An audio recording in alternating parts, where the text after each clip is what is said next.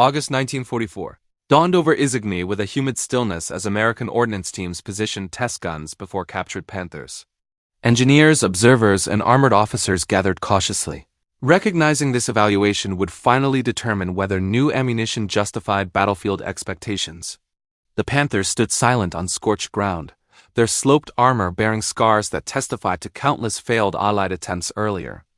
For months, crews reported heartbreaking impacts that shattered on contact, leaving Sherman units dangerously exposed during Normandy's bitter late summer engagements. The arrival of experimental silver-banded rounds promised a chance to confront the Panther's strongest plates under meticulously controlled conditions. Ammunition handlers brought forward wooden crates, whose markings confirmed the presence of tungsten carbide cores, shaped for unprecedented battlefield armored penetration. Technicians loaded test barrels, slowly measuring every motion, understanding each shot carried the weight of future operations' armored combat confrontations. Observers adjusted calibrated range flags aligning precise distances meant to replicate real engagements where seconds often meant critical survival moments. When the first round fired, its metallic scream cut sharply across the field, echoing like an industrial verdict delivered relentlessly. The impact struck the Panther's glacis with explosive force, producing a shower of fragments that signaled something unprecedented had occurred. Engineers approached cautiously, documenting penetration paths that revealed a clean channel through armor once considered immune to determined frontal armored attack. Officers exchanged measured glances, recognizing these results represented the first credible opportunity to negate the Panther's notorious formidable battlefield armored dominance. A second test shot confirmed consistent performance, reinforcing growing confidence within teams who previously doubted any shell could achieve similar success. The metallic core's velocity left no ambiguity, demonstrating a capability long theorized but never witnessed by Allied analysts under combat conditions. Reports were drafted immediately emphasizing how this revolutionary round altered operational planning by enabling frontal engagements, previously cautiously avoided altogether. Yet excitement remained tempered since every expert understood tungsten scarcity threatened meaningful deployment across divisions already increasingly stretched dangerously thin. As crates closed again, officers recognized victory depended not solely on performance, but on industrial capacity to sustain widespread use. The tests ended under lengthening shadows, leaving teams contemplating how few precious rounds might reach frontline units battling entrenched German armored opposition. Isigny's fields held a rare moment of clarity, revealing that technological breakthroughs meant little without continuous industrial material support capabilities. The shattered Panther hull remained a silent witness, illustrating both the promise and the limitations inevitably embedded within escalating wartime innovation. American crews soon learned this success required disciplined rationing, since frontline demands far exceeded available quantities during increasingly intense subsequent operations. Thus, the Isigny tests marked a crucial turning point, revealing that victory demanded scientific brilliance balanced carefully against shifting industrial wartime reality. The birth of the silver-banded tungsten round began inside laboratories, where metallurgists confronted the Panther's sloped armor with scientific determination, relying on data gathered from shattered shells across Normandy that proved traditional steel penetrators simply lacked sufficient density. American engineers recognized that defeating the German glacis demanded a material capable of retaining shape under immense stress, prompting research teams to examine tungsten carbide, whose extraordinary hardness provided a foundation for unprecedented penetrative capability. This alloy, forged by binding tungsten powder with cobalt, delivered extreme compressive strength, allowing each projectile to maintain structural integrity even when striking armor at devastating velocities. Design teams devoted weeks refining geometries that focused kinetic energy at maximum efficiency, creating cores that behaved like industrial cutting tools rather than conventional artillery penetrators. The iconic silver band surrounding each completed round identified its specialized purpose, signaling soldiers that this rare cartridge contained technology born from scientific disciplines far removed from frontline experiences. Engineers worked tirelessly to refine heat treatment processes, ensuring consistent microstructure stability, since even microscopic flaws could cause catastrophic projectiles shattering upon armored impact. Every improvement required balancing metallurgical perfection against the harsh realities of American wartime industrial limitations, particularly tungsten scarcity that threatened to limit widespread battlefield deployment. Ordnance officers collaborated closely with manufacturing specialists, standardizing production techniques that allowed limited quantities to reach training units where crews first witnessed the round's unique striking behavior. Initial firing tests revealed dramatically reduced deformation during impact, proving the new tungsten carbide core resisted the thermal and mechanical stress that previously rendered steel alternatives ineffective.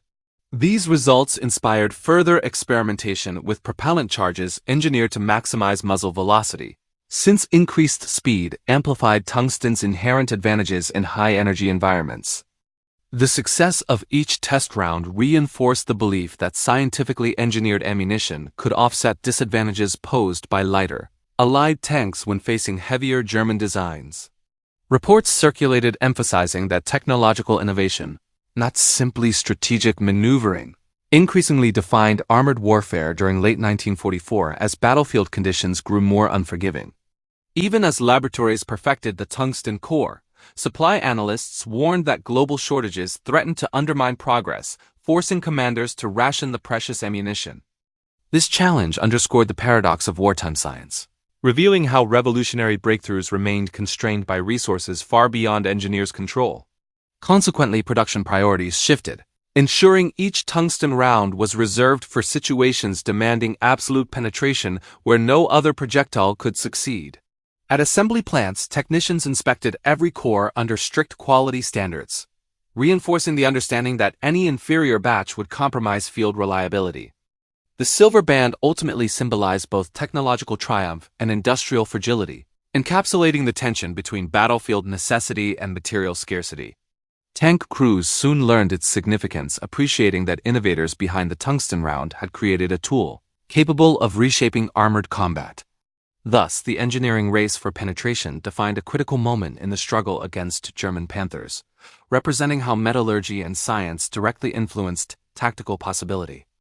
Battlefield reports from Normandy consistently documented how standard armor-piercing ammunition failed when confronting the Panther's 65mm glacis, causing American crews to express growing frustration as shells bounced harmlessly despite accurate marksmanship. Sherman gunners quickly learned that even perfect hits delivered little effect because the Panther's sharply sloped frontal plate transformed incoming rounds into ricochets, sending steel fragments showering across the countryside without penetrating the target. Unit diaries described crews firing multiple shots at dangerously close ranges, only to witness sparks erupt across armored surfaces, creating moments of disbelief that undermined confidence during critical engagements. Many after-action accounts revealed that Sherman crews deliberately attempted flanking maneuvers because standard ammunition had no realistic chance of penetrating the frontal armor, even under ideal battlefield conditions. Gunners reported that their 75mm AP rounds deformed or shattered on impact, reinforcing harsh lessons that conventional steel penetrators could not deliver sufficient energy concentration against advanced German armor shaping. Tank commanders often described tense seconds during duels when their own projectiles failed to cause damage, while Panther guns responded with deadly accuracy, heightening the psychological pressure on vulnerable American units. The fatal angle phenomenon appeared repeatedly in frontline documentation, emphasizing how the glacis slope effectively doubled armor resistance, making most frontal engagements suicidal for Sherman formations. Some crews attempted to adjust trajectories by firing from elevated ground, but discovered that even improved angles rarely produced decisive effects due to inadequate penetrative material properties. Reports from armored companies noted that many firefights devolved into desperate attempts to immobilize enemy tanks through track shots rather than achieving full penetrations, revealing tactical adaptations born from necessity. Sherman platoons frequently exchanged messages explaining that their standard ammunition performed well against Panzer IVs but remained ineffective against Panthers, highlighting the disparity between design philosophies on opposing sides. The frustration documented in these messages illuminated how tankers felt outmatched by hardware that exceeded expectations, creating relentless anxiety each time Panthers appeared on distant ridgelines. Crews complained that their main guns lacked both velocity and core strength, forcing reliance on artillery, tank destroyers, or infantry support weapons whenever Panthers dominated engagement zones. Catastrophic losses during early encounters reinforced the belief that technological limitations, not crew skill, determined many battlefield outcomes as ammunition simply failed to meet operational requirements. Tank battalions repeatedly requested improved ammunition, hoping for a projectile capable of delivering reliable frontal penetrations, acknowledging that battlefield survival depended on scientific advancement rather than tactical improvisation. Even experienced gunners conceded that accuracy meant little without materials capable of converting kinetic energy into destructive power against sophisticated German engineering. Reports from surviving engagements stressed that the inability to pierce frontal armor shaped tactical doctrine during late 1944, compelling commanders to avoid direct confrontation whenever possible. These operational constraints influenced broader strategic decisions, prompting wartime scientists to develop ammunition solutions that exploited higher density materials to overcome sloped armor. Sherman crews later recalled that the arrival of tungsten rounds felt revolutionary because earlier experiences had conditioned them to expect disappointment whenever firing at Panthers. Thus, standard armor-piercing ammunition became a symbol of wartime limitation, representing the profound disconnect between frontline needs and industrial capabilities during the Normandy campaign. Industrial planners confronted stark realities in 1944, as tungsten supplies dwindled rapidly because global sources remained limited, prompting immediate concerns about sustaining production for advanced armor-piercing ammunition.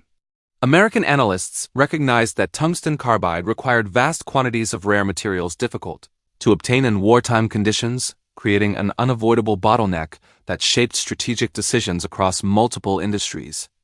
Reports from the War Production Board highlighted how competing demands from machine tool manufacturers strained existing reserves, forcing military officials to prioritize factory output essential for broader industrial operations. Strategic planners emphasized that precision cutting tools depended heavily on tungsten, revealing that industrial productivity itself required consumption levels far exceeding available supplies during critical months. The military faced an agonizing dilemma as tank crews demanded better ammunition while factories required tungsten for essential engineering equipment, demonstrating the interconnected nature of modern warfare. War planners eventually concluded that tungsten could not be diverted exclusively toward ammunition without crippling production lines responsible for vehicles, aircraft components, and shipbuilding materials. As the shortage intensified, the Ordnance Department imposed strict rationing policies to ensure that M93 rounds remained available only for the most urgent frontline requirements rather than general distribution. Tank battalions received clear instructions that tungsten ammunition must be conserved carefully because every shot represented a strategic investment that could not be easily replaced. Ammunition officers documented meticulous accounting procedures detailing how each M93 round was allocated, reinforcing the understanding that logistical discipline determined battlefield effectiveness.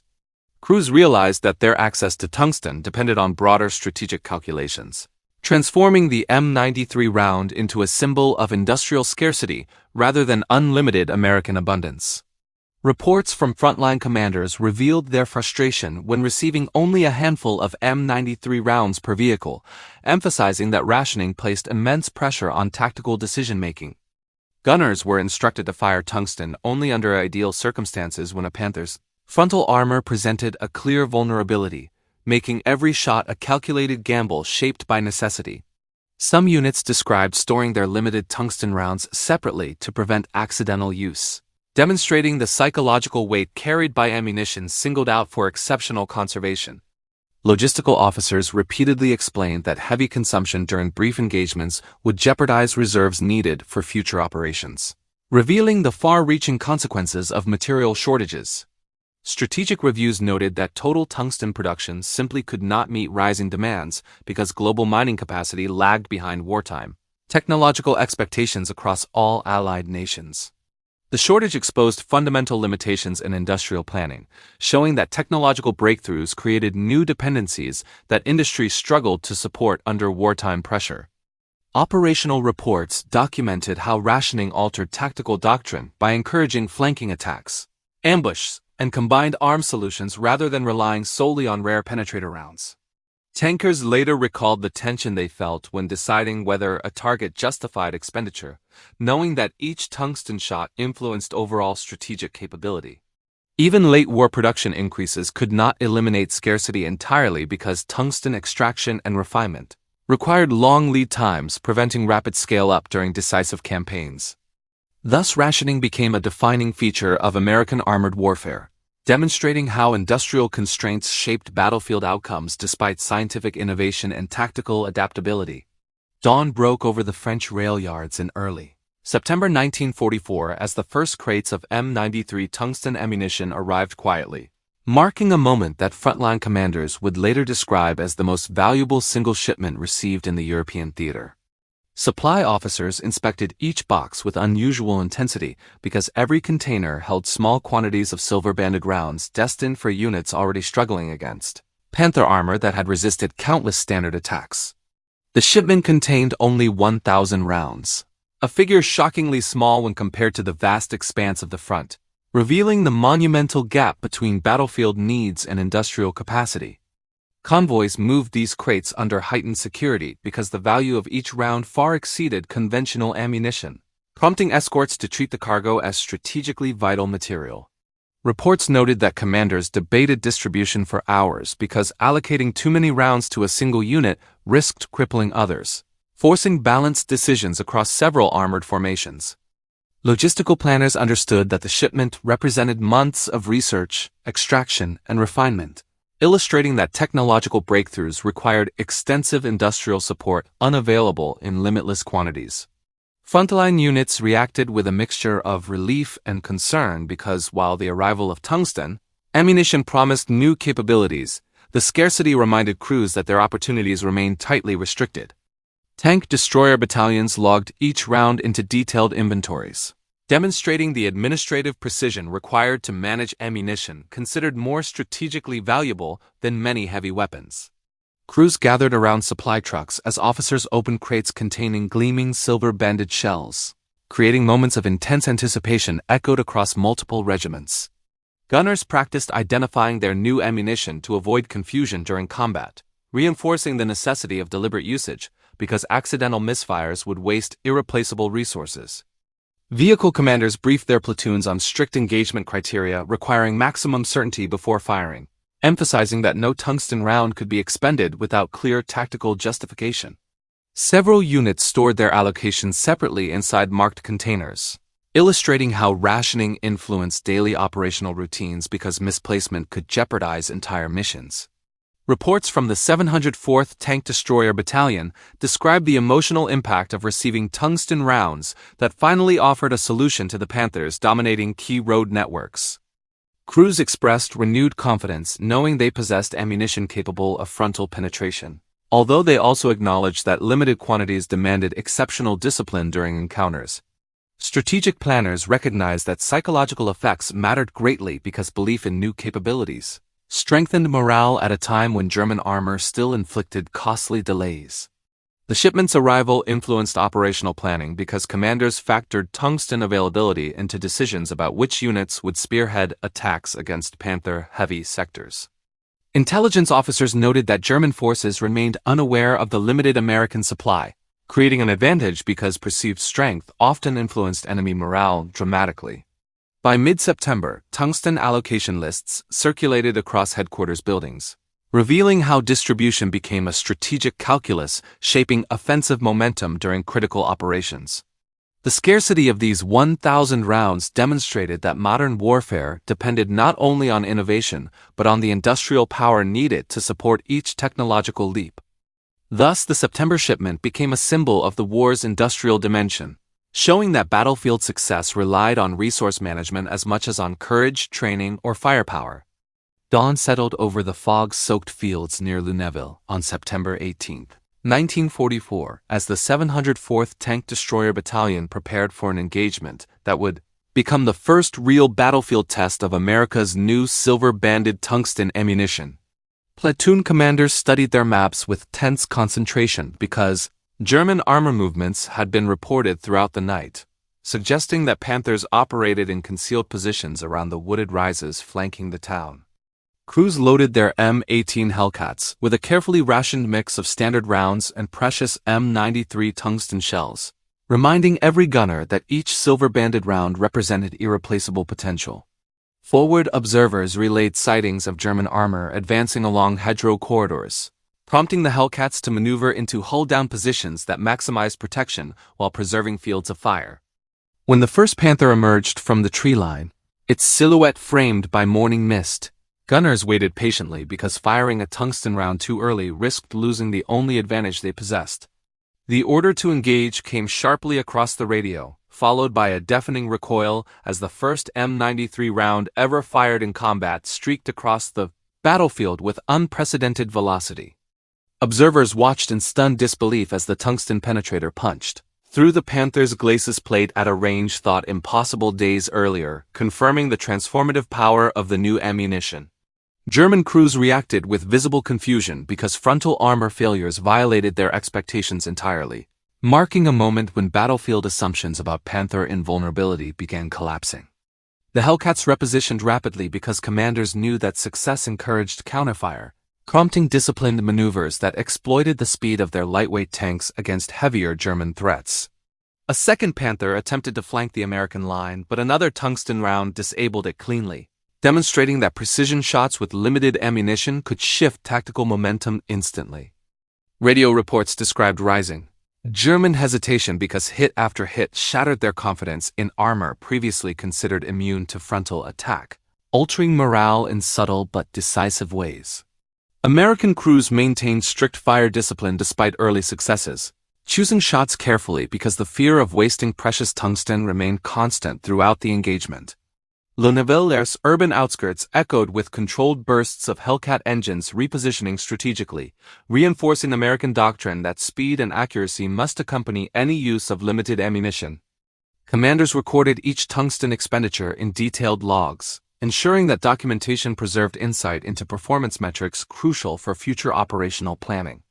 German resistance weakened steadily because Panthers that normally dominated open terrain found themselves vulnerable to weapons that finally matched their armor superiority. By late afternoon, the 704th reported multiple armored kills achieved with minimal losses, proving that tactical application of tungsten rounds could reshape localized engagements dramatically. Infantry units pushed forward under renewed confidence, recognizing that German armored spearheads had lost psychological and physical dominance for the first time in weeks. After securing positions around Lunéville, commanders held briefings to analyze tungsten effectiveness, concluding that even small quantities produced disproportionately large tactical advantages. Nightfall brought exhausted yet energized crews back to regrouping points, reflecting on a day when technology, accuracy, and discipline converged to defeat one of Germany's most feared weapons. Thus the battle near Lunéville became a defining moment, demonstrating that the silver-banded round shifted the balance between American mobility and German armor decisively, even under the constraints of severe ammunition scarcity. March 1945 found Lieutenant Colonel Wilson M. Hawkins compiling frontline evaluations that sought to measure precisely how tungsten ammunition performed under the chaotic conditions of advancing American armored units. His reports began with detailed penetration tables gathered from field tests because commanders demanded quantifiable evidence proving whether the M93 round consistently defeated Panther armor beyond the initial successes at Lunéville. Hawkins compared controlled range data with observed battlefield impacts, noting that the tungsten penetrator maintained velocity far better than standard armor-piercing rounds due to its advanced carbide core. Crews submitted testimonies describing how the round's striking power allowed engagements against frontal armor once considered impervious, thereby enabling offensive tactics that previously risked unacceptable losses. Penetration charts revealed that at 1,000 yards the M93 could pierce Panther glacis plating, whereas regular ammunition often shattered, deflected, or embedded without meaningful internal damage. Hawkins documented cases where a single tungsten hit disabled engines, ruptured ammunition racks, or caused catastrophic internal fires, demonstrating lethality that altered tactical planning across armored battalions. Tank Destroyer units reported greater willingness to confront enemy armor head-on because the availability of even a few tungsten rounds changed their entire approach to positioning. Despite these advantages, Hawkins emphasized strict rationing because industrial shortages persisted, meaning that no battalion could rely exclusively on tungsten for prolonged engagements. The reports warned commanders that psychological dependence on the new ammunition could become dangerous, as crews sometimes hesitated to fire standard rounds after witnessing tungsten's superior performance. Analysis of combat logs revealed that optimal results occurred when tungsten was reserved for long-range frontal shots, while flanking actions used conventional rounds to conserve limited supplies.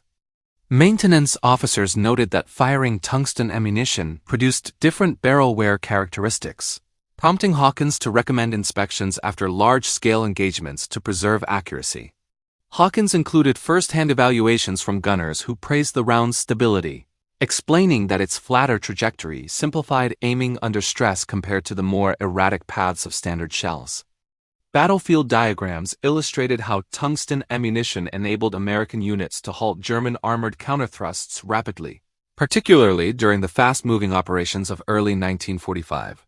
However, Hawkins cautioned that tungsten alone could not compensate for poor positioning because Panthers still possessed long-range firepower capable of destroying American vehicles instantly.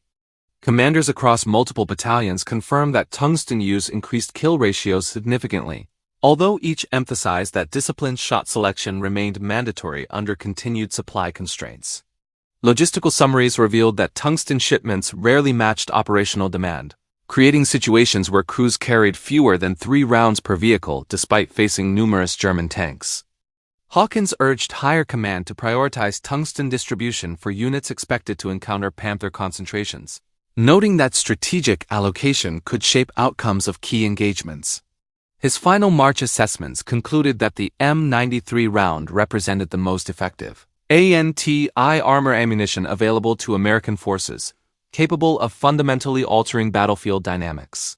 Gunners who relied on Hawkins' evaluations gained confidence, knowing that their weapons finally matched the armor of Germany's best tanks, even if scarcity forced constant restraint. Thus, his March 1945 reports offered an authoritative record demonstrating that tungsten ammunition, though limited in number, delivered real-world performance that validated every claim made during its turbulent development. The arrival of silver-banded tungsten rounds gradually reshaped battlefield expectations, because crews who once doubted their ability to pierce Panthers now assessed threats with measured calm. Every tank commander understood that the M93's dense core allowed stable velocity retention, permitting purposeful shots at distances previously considered wasteful. Veteran gunners learned to exploit weak points with deliberate precision, since the projectile's higher sectional density created cleaner penetrations against oblique plates. Fire discipline improved across armored companies, because ammunition scarcity encouraged strict selection of targets and angles. The influence spread quickly through platoons as units trained to identify silhouette features indicating vulnerable turret cheeks or mantlet openings. Reports noted that nervous hesitation faded among loaders because the promise of decisive armor defeat justified their swift mechanical rhythm. Engagement planning changed accordingly, with officers adjusting approach vectors to keep frontal arcs centered for accurate tungsten strikes. Reconnaissance elements coordinated more tightly with armor, since confirmed Panther sightings demanded immediate deployment of precious rounds. Morale rose even among exhausted battalions because documented successes validated months of industrial effort behind every cartridge. The M93 therefore shaped tactics, not merely through metallurgy, but through renewed belief in technological parity. By early 1945, American factories finally reached sustained momentum, producing vast quantities of tungsten-cored ammunition that frontline commanders had long awaited. This surge delivered nearly 78,000 rounds across European depots, representing an industrial triumph realized under immense logistical pressure. Every shipment reflected accelerated coordination between metallurgists, steel mills, and specialized machining plants working around shortages that once halted progress entirely. The result was a continuous output stream, proving the feasibility of large-scale tungsten production when national urgency removed bureaucratic restraints. Yet veteran crews recognized that this torrent of munitions arrived after the decisive battles, because Normandy's armored duels depended on scarce experimental stocks. Sherman units that fought through the bocage had no such abundance, forcing them to rely on flanking tactics rather than confident penetration. The lessons were bitterly remembered by survivors, who understood how plentiful M93 rounds might have shortened engagements against entrenched Panther formations. Analysts later concluded that sustained tungsten supply during June and July could have altered attrition trends across several armored divisions. Industrial planners acknowledged these realities, noting that early war rationing reflected wider strategic priorities rather than technical incapacity alone. Tungsten remained vital for machine tools, aircraft manufacturing, and precision bearings, ensuring ammunition lines received material only after competing demands eased. When Allied armies crossed the Seine and advanced toward the German frontier, ammunition parity finally began to favor offensive momentum significantly. Tank Destroyer Battalions reported carrying quantities once unimaginable, enabling gunners to select targets with unprecedented tactical freedom. Despite this welcome abundance, historians emphasize that the turning point had already passed, because German heavy armor appeared in dwindling concentrations. The late war battlefield rewarded tungsten efficiency, yet no longer required the desperate penetrative power once crucial amid Normandy's constricted fields. Frontline reports describe crews expressing frustration that industrial scale always seemed to accelerate one season behind operational necessity. Many believe the war's cost in men and materiel might have been reduced had production surged earlier. Nevertheless, the 78,000 rounds symbolized technological maturity, revealing what coordinated American industry could achieve under stabilized supply chains. Their presence strengthened confidence across armored formations, ensuring each engagement ended with greater precision and reduced exposure. Thus, the late flood of silver-banded ammunition stood as both achievement and reminder, illustrating triumph forged too slowly to reshape Normandy's fate.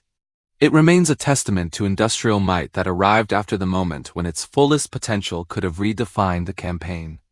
By spring 1945, American armored crews fully grasped the broader significance of the silver-banded M93 round, realizing that battlefield advantage was increasingly dictated by technological innovation backed by industrial output. The tungsten carbide penetrator was more than a single projectile. It symbolized months of scientific research, supply chain coordination, and precision manufacturing that transformed theoretical solutions into lethal reality. Field reports demonstrated that even a handful of these rounds could shift engagements, allowing Sherman and Tank Destroyer crews to challenge Panther and Tiger units that had previously dominated terrain through superior armor. Logistics officers emphasized that the impact of tungsten rounds was inseparable from production capacity, because each round's rarity imposed careful rationing that dictated tactical planning and risk assessment at every level. Operational commanders soon realized that technology alone was insufficient. Without factories capable of producing hundreds of thousands of specialized shells, even the best innovations would remain useless abstractions. The silver band became a symbol for industrial warfare, visible on each shell as a reminder that supply chains, mining, metallurgy, and assembly lines were now as decisive as gunners' skill or tactical audacity. Tank crews reflected on engagements from Normandy to the German heartland, noting how the selective use of tungsten rounds allowed frontal assaults once considered suicidal, highlighting the combined effect of innovation and production. Military historians later analyzed combat outcomes, concluding that the M93's introduction exemplified the principle that superior manufacturing and logistics could overcome numerical or qualitative disadvantages on the battlefield. Even late war rationing could not obscure the lesson learned. Wars were increasingly fought and won in laboratories and factories, with human skill applying the products of industrial ingenuity to decisive effect. Ultimately, the silver-banded tungsten round proved that victory in modern armored warfare required a synthesis of science, industry, and combat discipline, demonstrating that every technological leap demanded robust production to translate into operational advantage. Tank commanders and crews carried this lesson forward, understanding that battlefield heroism was inseparable from the industrial might sustaining it, and that every engagement reflected the union of human courage and factory output. In the final campaigns of 1945, the disciplined application of M93 rounds symbolized the merging of innovation and logistics, ensuring that technological solutions could be delivered reliably to the front lines. Even a single silver band represented a strategic multiplier, giving crews confidence that their weapons matched the armor they faced, proving that material advantage could turn the tide in otherwise even contests. Lessons drawn from tungsten production influenced post-war doctrine, emphasizing the integration of engineering, supply chains, and tactical deployment as inseparable elements of modern warfare. By the end of World War II, the M93 round had become more than ammunition. It was a tangible proof that industrial power and technological foresight were as decisive as frontline bravery, cementing the concept that factories could shape history as profoundly as any battlefield maneuver. The story of the silver-banded round remains an enduring testament to the interplay between human skill and industrial capability, illustrating that wars are ultimately won by the ability to create, deliver, and utilize superior technology effectively. Thus, the legacy of the tungsten AP round embodies the principle that modern warfare demands the fusion of science, industry, and frontline application, ensuring that each engagement reflects both human ingenuity and the factories that sustain it.